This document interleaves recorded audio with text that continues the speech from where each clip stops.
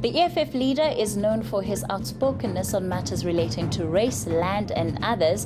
But is Malema creating unnecessary racial tensions, and do such statements inflame race relations in the country?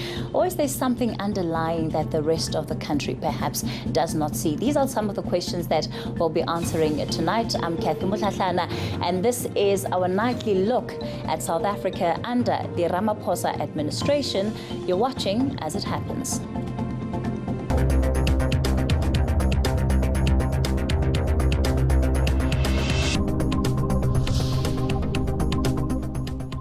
Well, my guest on As It Happens tonight is EFF leader Julius Malema. Julius, thanks for coming in tonight. Thank you for having me. When you look at that video, the clip of the interview that you did with TRT, with the benefit of hindsight and seeing the kind of responses that there have been to it, what do you make of it? I'm very proud. I'm proud that I'm not a coward like many of you who want to tell the truth and are scared. It is what it is. It has to be confronted like that.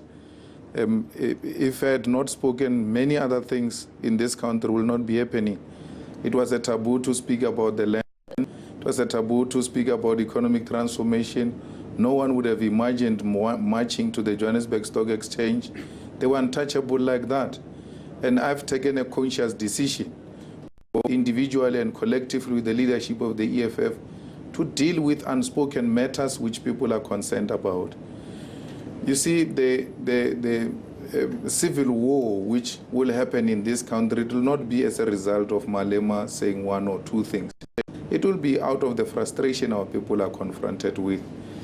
There is a serious problem of underdevelopment. There's a serious problem of not sharing the resources of this country, and the whites becoming more richer and the blacks becoming more poor. We ought to confront it. We ought to be honest about it. We must not be scared, and generations after us will thank us. We'll get to your comments on the impending unled revolution as you see it in the country, but perhaps let's begin with just the way in which how the statement within the interview was phrased, especially where it comes to the future of white people in the country and whether or not they should consider themselves safe in the country. It seems to leave the window open, creating room for general fear about what the future of white people in this country is. The white people in South Africa are the most safe people. There's no one in South Africa who's more safe than white people. They are untouchable. They receive immediate attention when they complain. Actually, if a white person dies in the farm or dies anywhere in the suburbs, it becomes news. And we forget that thousands and thousands of black people die every day in this country, do not receive the similar attention white people receive. Why?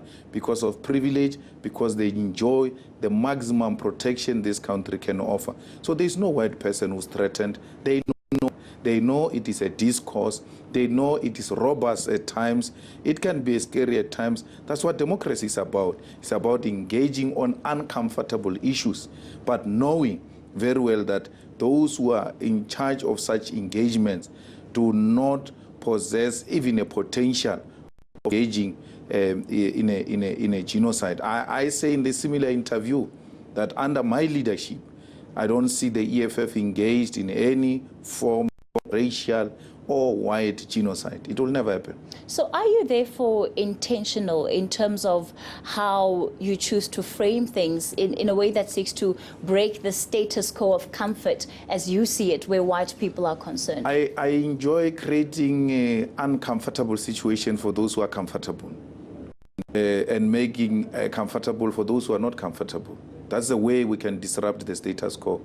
I'm not the type to comply with the status quo. So are you saying that it's simply semantics on your part? No, it's a commitment. If it was semantics, it would have disappeared a long time ago. You can go into the archives of the ET before eNCA existed. I said all of this when I was very young.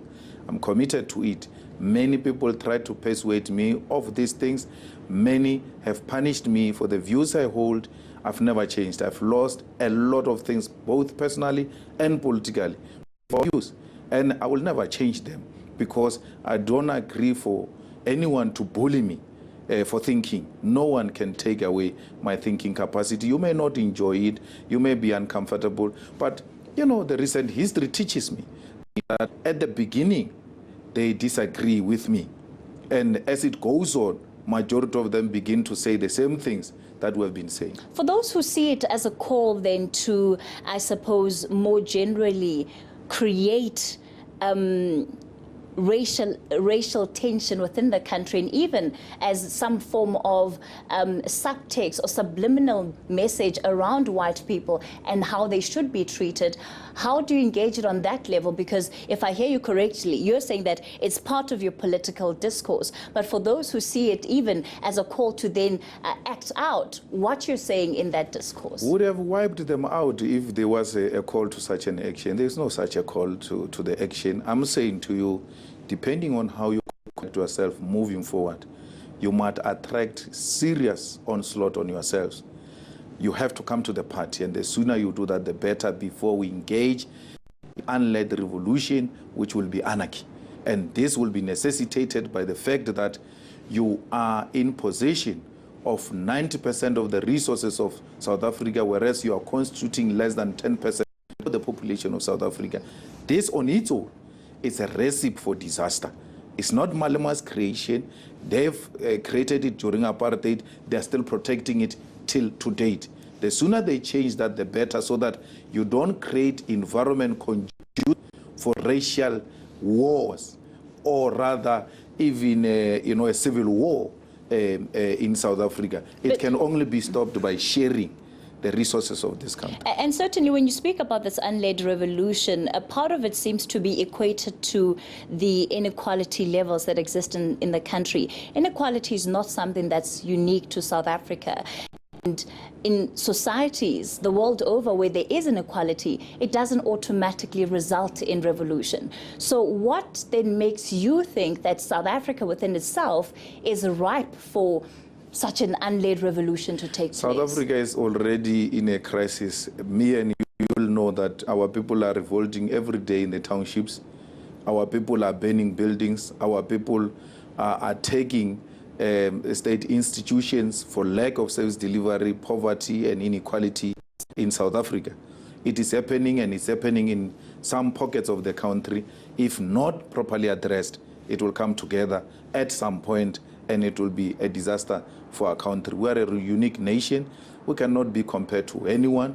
We know our rights. We are not existing in a totalitarian society where we'll be scared to speak truth to power and take that which is being said by white supremacists as truth and as something that cannot be challenged. We are known for challenging those type of things. But when we speak about revolution, we're also speaking about, fundamentally changing whether the economy, the political structure, and the society or state, as it were. And so to the extent that it would need the majority of South Africans, do you feel that that's where the majority of South Africans are? Well, 1976 was not the majority of South Africans, but it was a turning point. And we will have that time repeating itself at some point based on inequalities. I agree. A revolution is a complete overhaul. And for as long as things continue the way they are, people occupying the land permanently in conflict with law enforcement, people fighting amongst themselves because they are fighting for scarce resources, once it comes together, it will catch fire, and those questions of why is it not happening in other countries will be irrelevant. Because it's not happening in other countries, it doesn't mean it can't happen here. Yes, so let's resolve but it. It happens because we've got experience of it happening in 1976. We've got experience of it happening from 1985 non-stop until the apartheid regime succumbed to internal and international pressure. So it's not for the first time that our people will revolt. They've done so before. So what I'm really pointing to is the support of the masses in such an uprising, at least as a revolution, rather, as you see it.